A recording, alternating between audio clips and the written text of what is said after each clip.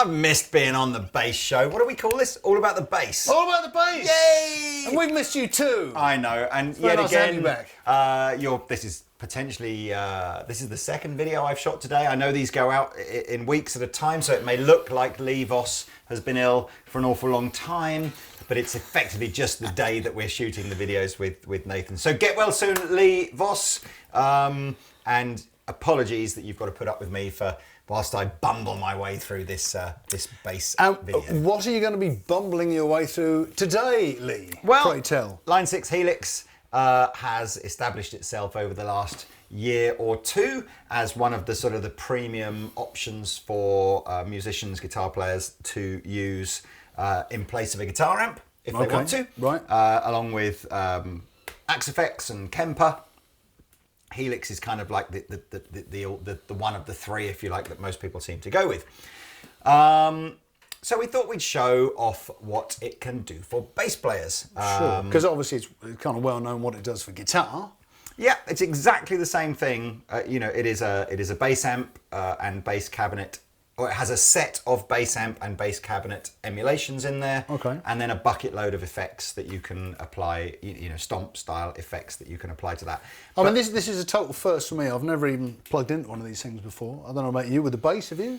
Not with the bass, no, but the concept of using it is exactly the same as a guitar. So you know, one of the things I like about Helix is that it's very intuitive to use, and you very quickly become familiar with what it's doing. Okay. So this particular video is really just focusing on what the bass amp and cab emulations are like, rather than loading up bucket loads of effects as well. Okay.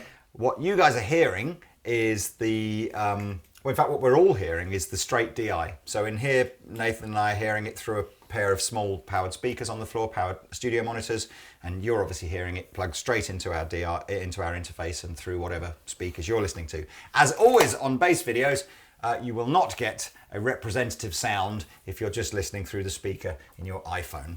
That's not going to sound good. Put some headphones in, or try and listen to it through some bigger speakers. Yeah. So look, here we are. Here is a simple preset that actually doesn't have any effects applied to it other than this amp and cab model that Line 6 have called Cougar 800. Okay, so the Helix out of the box has some bass presets in it, is that right? It has plenty. It has about 20 different bass amp models in there. Okay. And a load of presets where they'll also have effects in as well. Okay.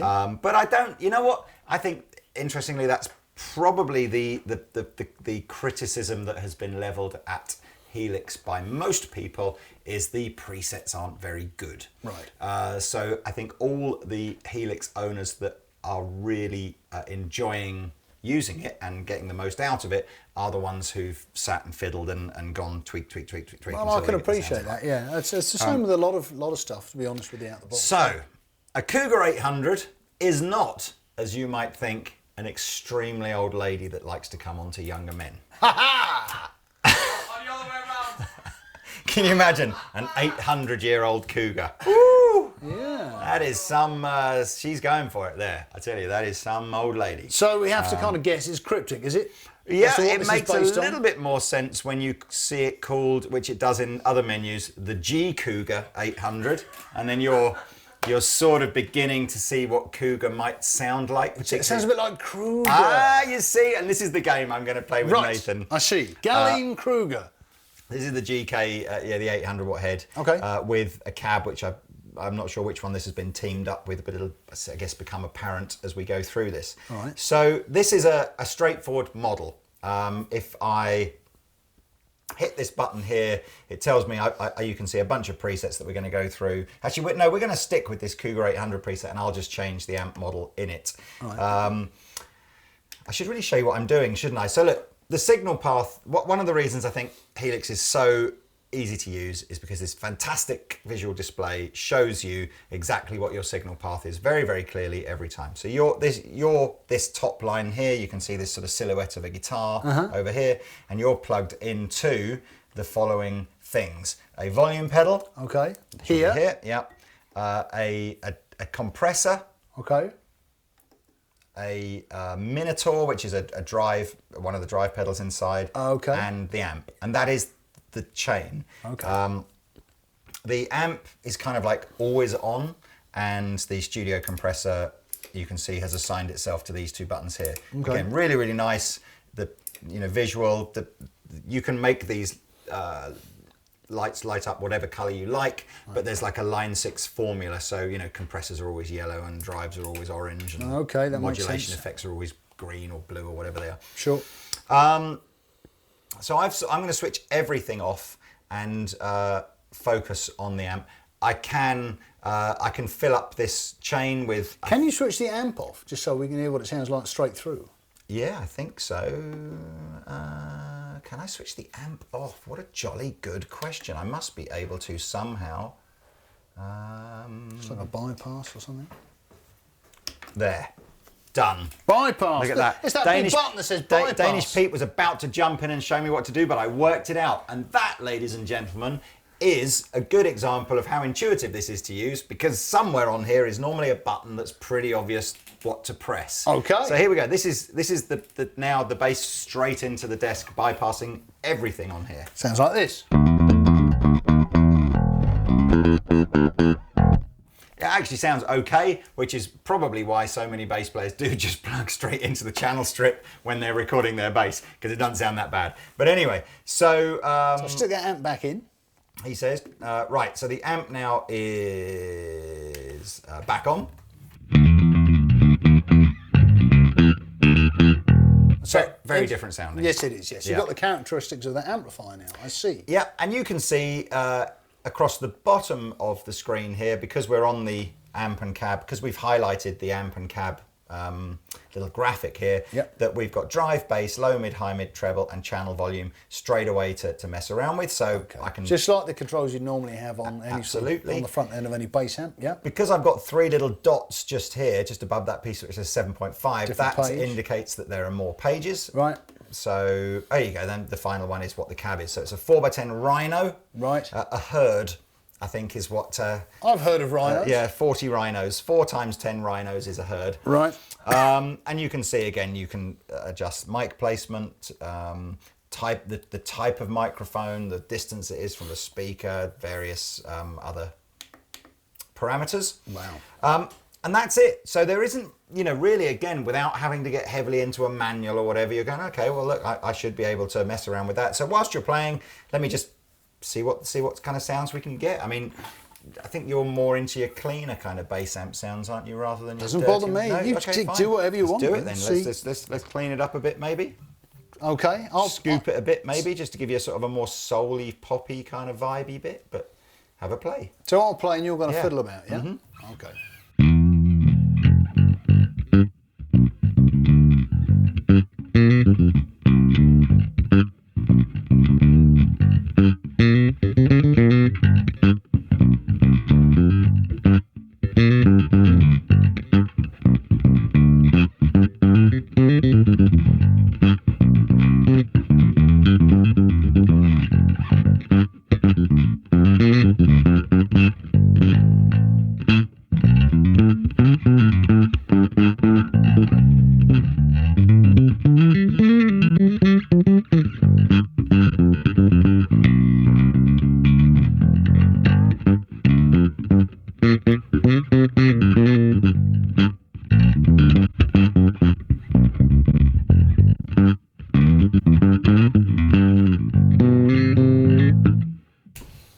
So I said, I'm not adding crazy effects in, I'm just tweaking EQ and stuff like that. And I guess, we're obviously hearing it through a little pair of studio monitors in here.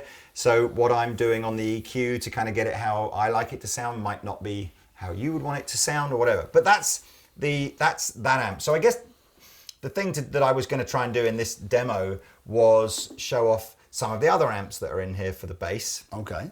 And you'll see again, it's super, super easy. Let me just show you what I did there. So using this knob here is actually more like a joystick. So you've got, left, right, up, down, all that kind of stuff. I can't even say the word joystick without Danish Pete giving a sexual groan in the background there. This is why I love doing these videos.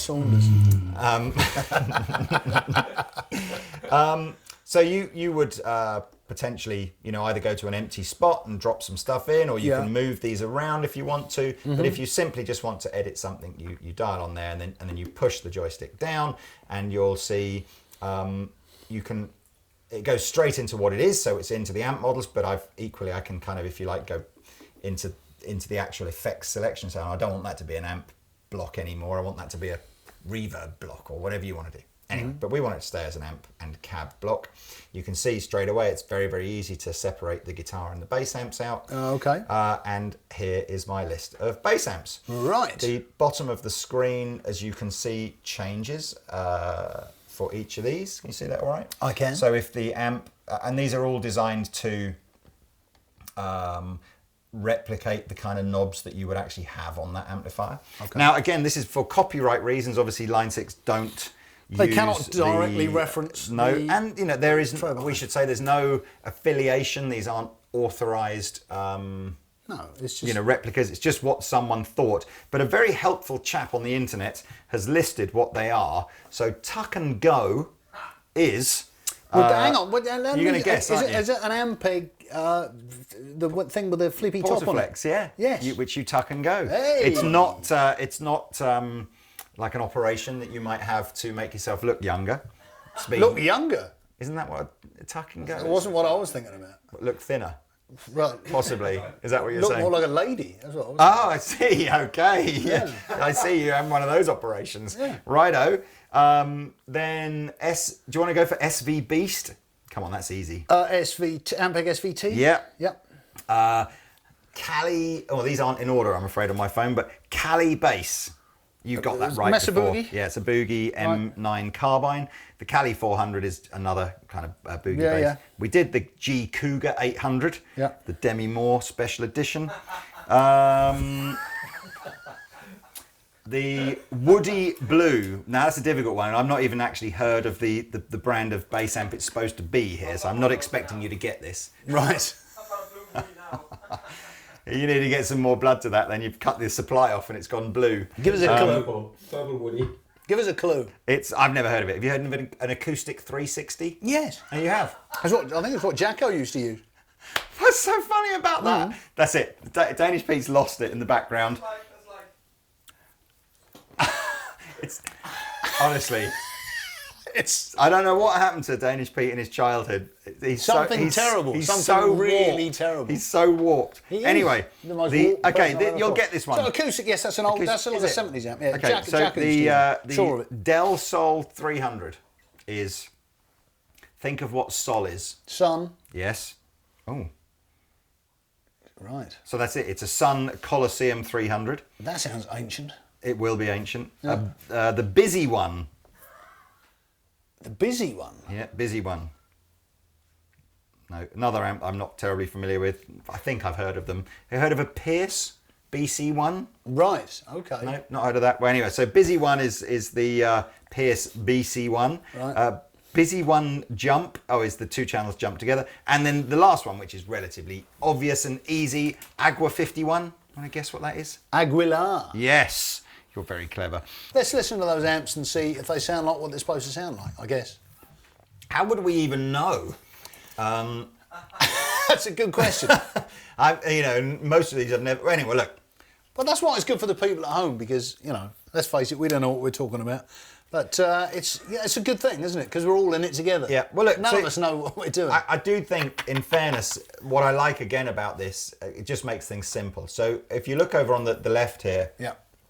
These preset amp settings are all amp and cab settings, so you don't have to worry about knowing what cabinet should be a good match for that amp. They've done that for you. However, if you do want to experiment and say no, I specifically want this amp with a cab, 210 you might with a not horn normally or a 15, associate with that. yeah. You can completely do that separately, but we're not going into that. So Tuck and Go. Here you go. Nathan, when you come round from the anaesthetic, you will be Mandy. Hey! Go.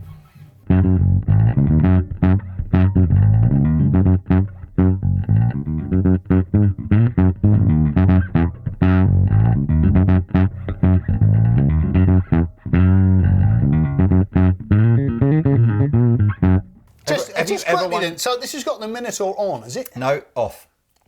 Right, I see. So it's okay. So the idea on... Because there's quite a lot of drive on that from what I can hear. Yeah, I mean, quite drivey, the idea of these Helix call these the scribble strips. Now, Yeah. obviously, it's a throwback to the old little strips on a desk where you'd Sure, write on yeah, what yeah, it did. yeah. Of course, they're much more clever and digital than a scribble strip. So you would program in what you wanted it to say at the top of each of I these see. scribble You've strips. got your gain there. So if you didn't want it quite so fuzzy, Well, that's the Minotaur, yeah, which is forget the switched off. Minotaurs. But if you go back to your amp, Yeah. So you've got drive. So I can take. wind that off. Let's have a listen to that. See if that sounds a bit more usable. Yeah.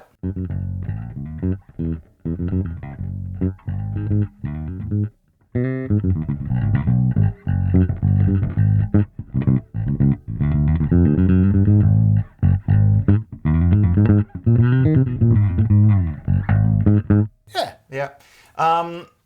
Let's go back to the other kind of amplifiers. So this was the SVT into its normal channel. Okay. So this is the big old SVT. Yeah. What sort of cab then? Is it going to be the big 8x10 or something? It is the 8x10, yeah. Hey, a classic Look at that. Ampeg Yeah, lineup. Bit of a pick on absolutely. that one then.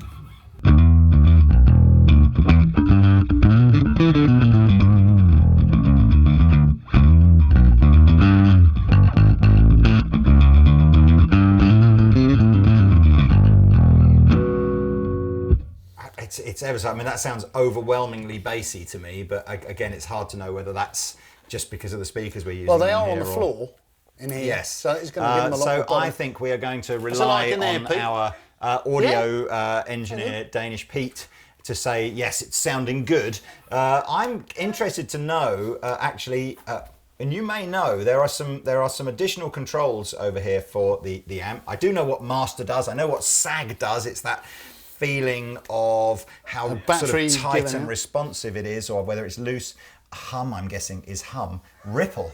I've never come across a parameter called ripple. Is that like any ideas? This is all valve stuff, isn't it? Yeah, This is all absolutely. valve controls. Bias, sag, hum, ripple. Yeah. You know, no. Should we just find out what ripple is? Yeah, should we have a listen?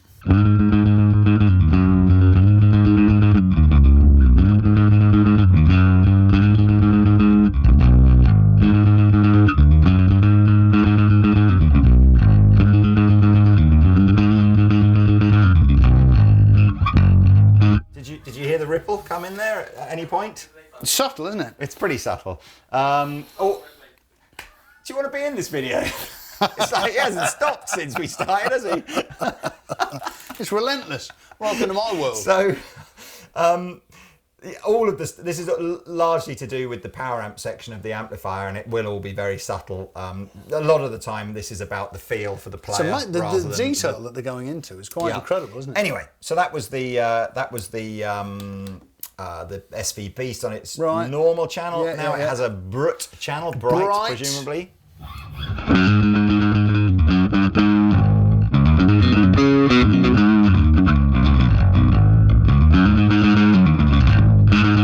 Yeah, gain, It's a drive bit off a bit. fuzzy, isn't it? It's what I Sort of- find them all a bit fuzzy.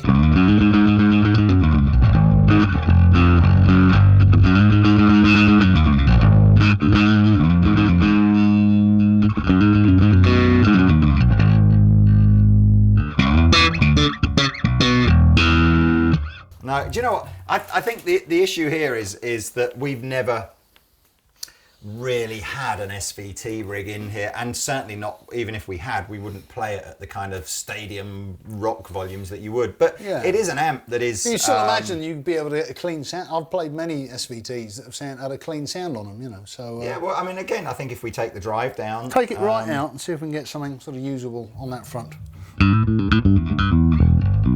That's better. Yeah.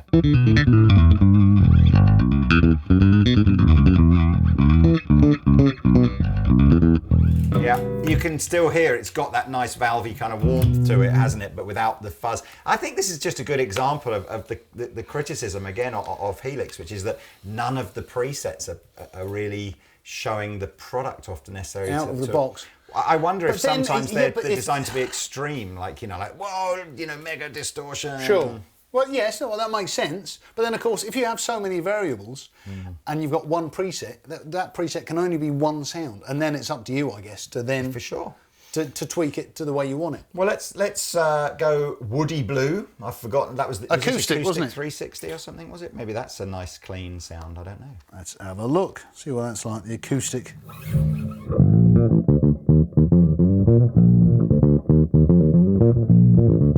That's because I put it on the back pickup. You see. I have. I'll put it back up.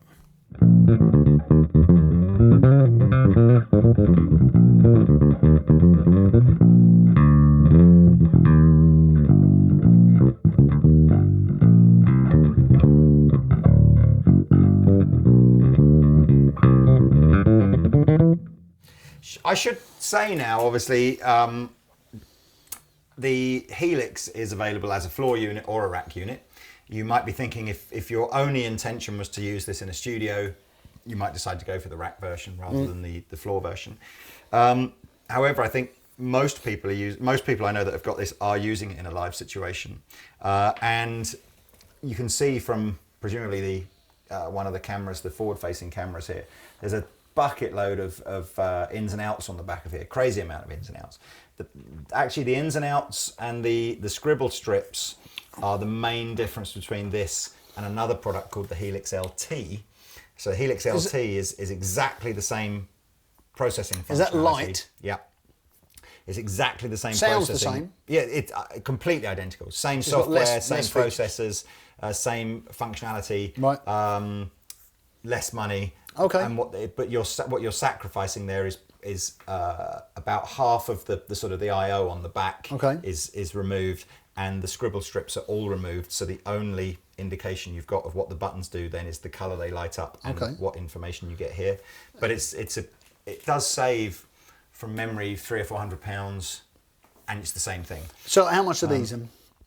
These are about £1,200. Okay. But to be honest with you, price fluctuates on these quite a lot, so please just go to the website and check it out. What I was leading around saying is, in a live environment, what most people are doing here is either just giving the main outs to the sound engineer and asking for some foldback in-ear or foldback or whatever, or you can separate what you're going to have on stage to what you're going to send to the sound man. Okay. So you don't have to have, for example, cabinet emulation on for what you're going to do on stage. But sorry about that. Did you get a bit of reflux there, did you? Nice. Excuse me. Sorry, carry on. Have a mint. I'm not well, you know. No. Anyway, but so the idea. It's very similar to the Kemper in that effect. Of course, because you are a Kemper adoptee, aren't you? I do, yeah. I've got a couple of those, and they're very good. And it's a similar thing, because if you just want, you can have a cab on stage without the cabinet emulation, obviously, and still send the cab emulation to the front of the house. At this point, establish as well for those viewers. Many of you will know that Nathan is a multi-talented, award-winning musician. I'm ambidextrous. Who plays? I can do all with both hands. Who plays the electric guitar in one of his gigs, and that's where you use the Kemper, right? Yes. Yeah. So when you're playing bass, are you still old school? Or well, no, to be honest with you, I've started using the Kemper now and again. Have? Yeah, I've used that in some gig situations.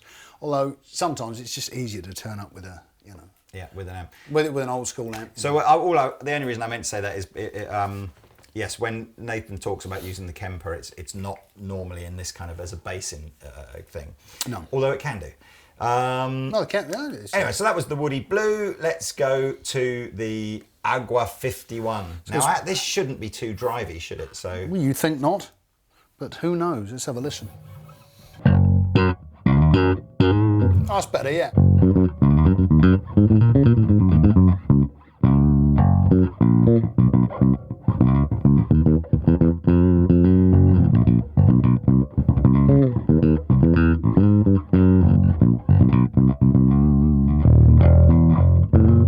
That's going through a 2x15. A big monster, that one. So I'm guessing that's. So what's it like? Can you change the cabinet then, for instance? Indulge me. I'd have to. These are like amp and cab presets. Right. You can't just go. Sorry. What? Come on. Of course I can. Yeah, of course I can. Come on. Look at that. Right. So what do you want it through? Do you want to go full 1x18? Something very different. No, something very different. Yeah. Go on then.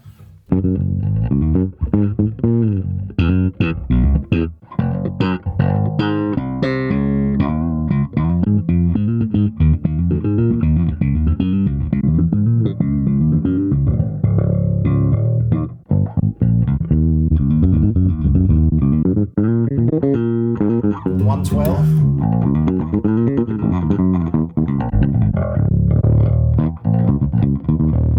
Okay. So that's they're the cabs, right? So let's just go back to the amps. I hope this isn't getting too boring for you. I wonder if I might just pick one that I like and just add some effects in at some point. I think that's a good idea because we might as well start looking at asleep, effects too. No, I'm not falling asleep. So look, imagine there's just a bucket load more of, well, I say bucket load, I think there was about 20 in all, wasn't there? Different sort of amp patches. Yeah. So what was your favourite? Was it the Aguila? Yeah, that's a good place to start, yep. Because it's nice and clean. So, so we'll stick with our Aguila amp. Oh, this is going to confuse us because, right, the patch name is still Cougar 800. Right. But we're not using the Cougar 800 anymore, we're using the Agua 51. Okay. So bear with, as Miranda's mum says, I think. Now, I said this preset had a studio compressor and a Minotaur drive pedal added in. We don't have to have any of that. It's ever so easy to change. As I said, imagine these blocks actually being your pedal chain. So I would go there and it defaults to being a compressor and gives me different compressors. But if I kind of go backwards on the joystick, I can change that to be a modulation or a delay or whatever. So what would you typically, would a compressor be? You'd have a compressor at the front end, I think, anyway. So let's have a listen to that. You've got 3 types of compressor, mono, stereo and legacy. Right. We're only in mono at the moment, so it doesn't really seem like much point doing anything else. Looks like stereo to me. You know that chain on the front where you saw the signal path? Yeah. If we were in stereo, it would break it out into a stereo signal path. Okay. So although we're coming out in mono, we haven't applied any stereo effects. Right, gotcha. Sorry, we're coming out in stereo, we've not applied any stereo effects. Yet. Okay. So legacy, is that more like studio what's legacy? Let's just go back, I'm not sure. Oh no, I know. Right, legacy are old line 6 effects from like the old M5 and that kind of thing. Yeah. So they're not necessarily anything. No, well, let's stick with the new stuff then. Okay, so we had LA Studio Compressor. Well, it doesn't really matter, does it? Let's just see what we sound like. Here we go.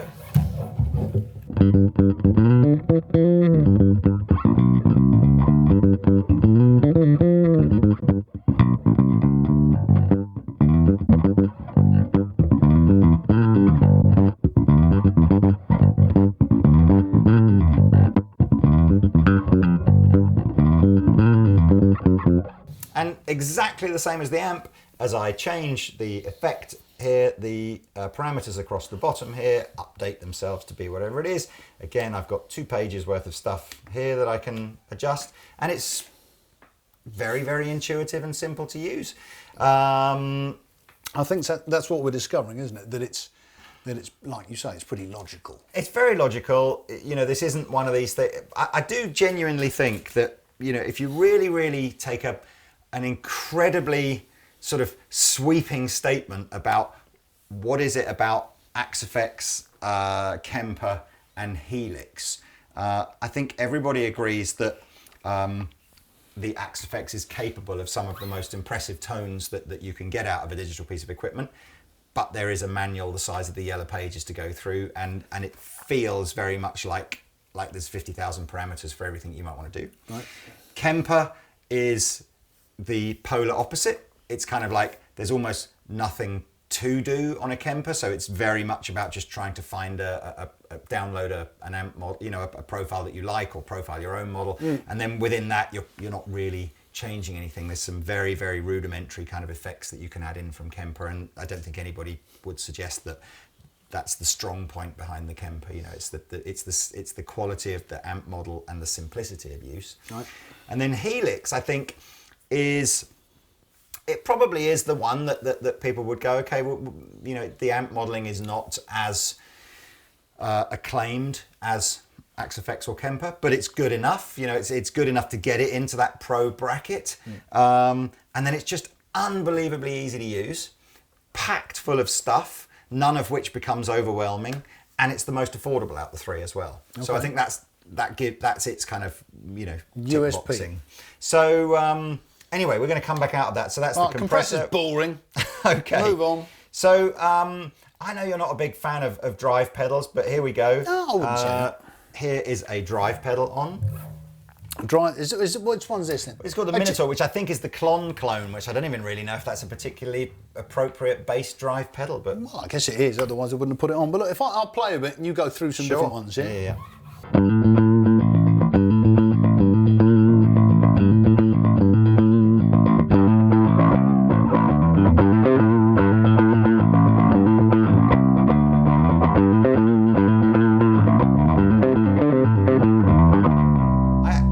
I was just going to say, I prefer a clean amp with a drive pedal into it than I do any of those dirty amps, because it's just a way less fuzzy, isn't it? Or I certainly like that sound better. Yeah. Here we go. So another one.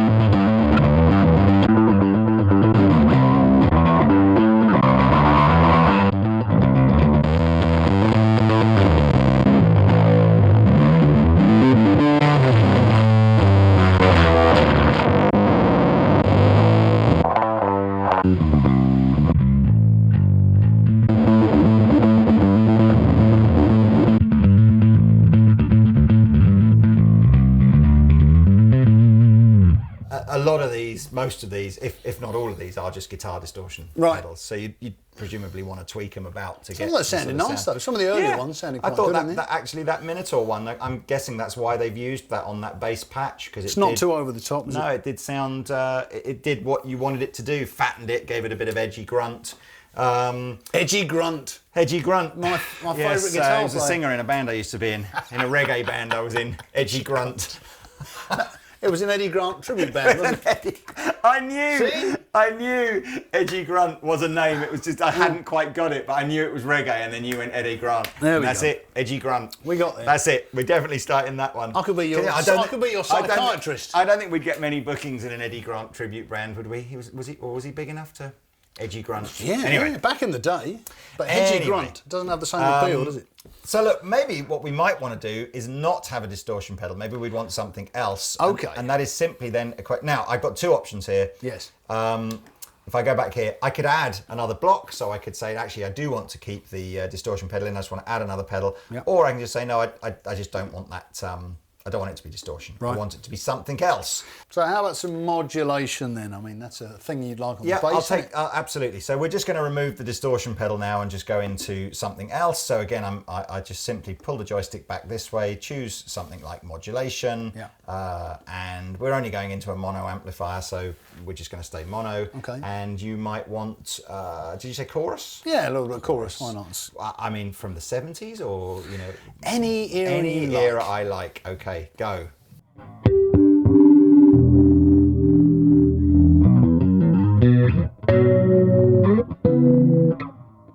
I can't remember that the top one is.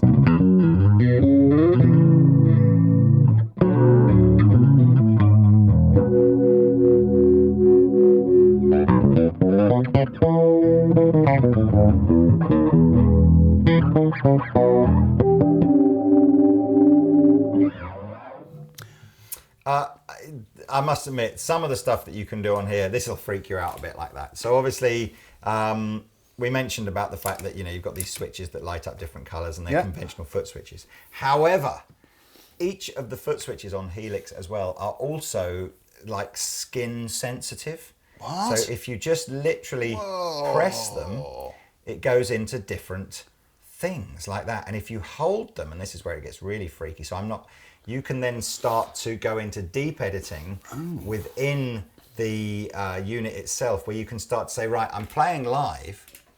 Actually, or is it by doing this? Does it not work if you put your shoe on it then? Is that what you're saying? No, it won't work if you put your shoe on it. It is only skin sensitive. That's right, isn't it? Yeah. And wow. But there are other things that you can do as well. If you are wearing shoes, if I hold down this button, the mode button, it goes into an edit mode where each of the parameters for the desired effect that I'm on become controllable from the expression pedal. Right. I can't, to be honest with you, can't remember how you do rate this. On a chorus or something like that. So you speed on a tremolo. Exactly. If I remember rightly how you do this. Right, here we go. So now what's happened is you can see every one of the parameters is now on here. Right. And if I want to change the depth of the chorus, so you've got to imagine now that we're actually playing. Yeah. If I want to adjust the depth of the chorus, I believe.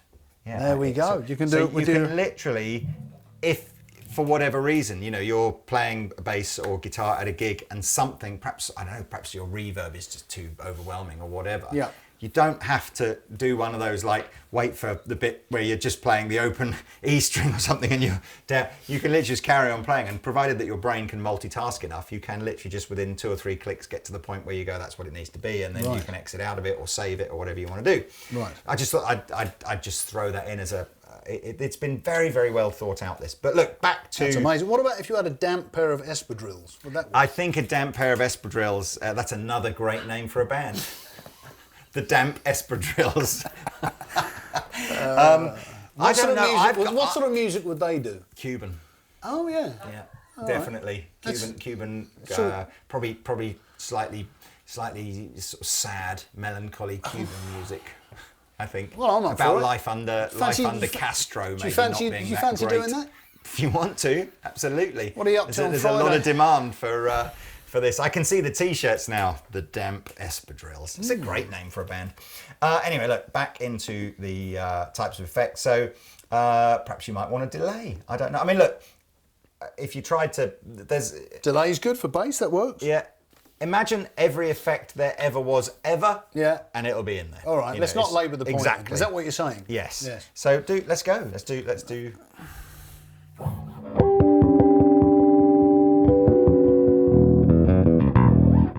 So going back to your thing, if you want to go into the deep edit, we should be able to control the speed of the delay, can we? Yeah. Well, obviously we've got tap there. Well, so obviously if you're using it in the way we are, is that going to change it's got BPM there. Look, it's doing it. Is that doing it? Yes, there we go. The tap delay. It's quite nice, isn't it?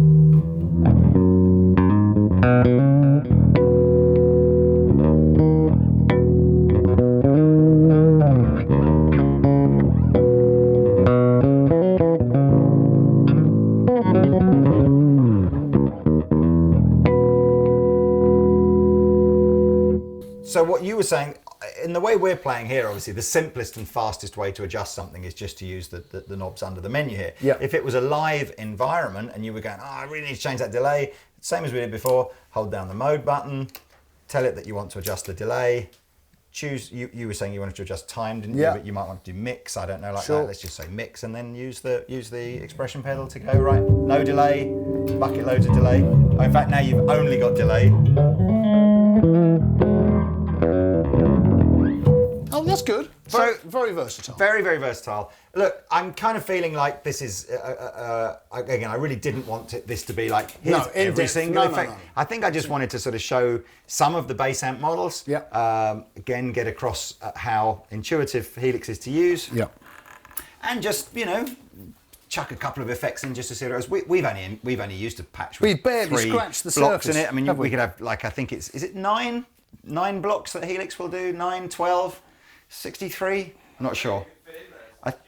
Is it as many as you can fit in a sort of mono path? I don't know what that would be then. Probably 15, 16 different things if you want to. So look, there's Helix. It's been a joy again, Nathan, being invited back to Bass Show. As you can see, I'm like I'm what's the opposite of a fish out of water? I'm a pig in shit. I think I'm so comfortable appearing on the Bass Show. A fish in water. A fish in shit. No, a fish in water. A fish in water. That's the opposite of a fish out of water. So I am a fish in water. I am a fish in water. Yes, because that's broadcastable as opposed to the other one, which isn't. Yeah. Oh, well, that's good, man. I think, like I said, we barely scratched the surface on what this can do, but it's a usable thing. Yeah. With the you know bass. what we've done is, I always think with units like Helix, is there's a million things that you can do. Yeah. And the average player is going to do like 4 of them. But the idea is that if you took 1 million players, they might each want 4 different things out of it. Right. So, I think all these units, they look terribly overwhelming. It's like, why is there so much stuff? Yeah. And it's not because it's not really trying to say, yeah, because obviously you might want to have 15 different effects all at the same time. It's just about saying because it's designed to have mass appeal to lots of different people. Yeah. Looper built in if you want to do that. As I said, bucket loads of effects, loads of editing.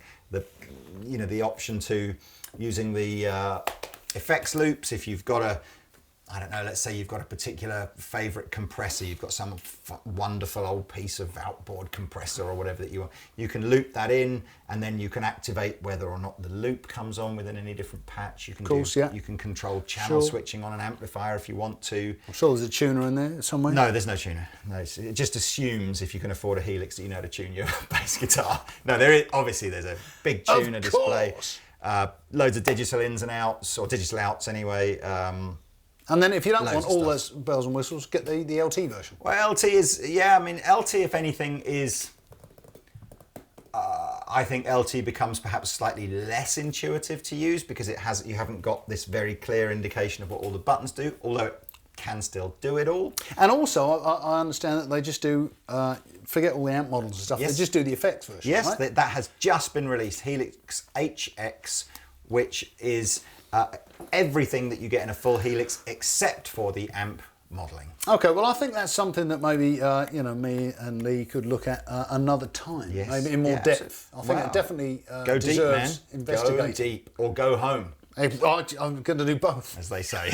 Yes, go deep. I'm and about go to home. do both. Well, look, there you go. Thank you very much again for watching. I shall be back, I assume, at some point next time someone phones in sick. Well, it's lovely to have you here. It's been a pleasure. It's been an absolute pleasure. Yeah. And hey, to everybody that only watches the bass videos, if you've enjoyed me being part of this, you can see me on other YouTube channels, other Andertons. Several of them. Normally butchering a guitar at some point or other. Anyway, thank you, Nathan. Cheers, buddy. It's been a pleasure. Thank you, everybody. See you next time, folks. Bye-bye. Bye now. Hey everybody, thanks for watching the Andertons Guitar YouTube channel. If you're a drummer or a keyboard player or interested in music technology, you might find one of our other channels interesting, and I'll put details of those in the description below. If you want to find out more about the products we've just featured, please click here. If you'd like to buy a t-shirt like this, please click here. If you want to watch another video on our guitar channel, click down here. And to subscribe to our guitar channel, click here. Thanks again for watching, and we'll see you next time.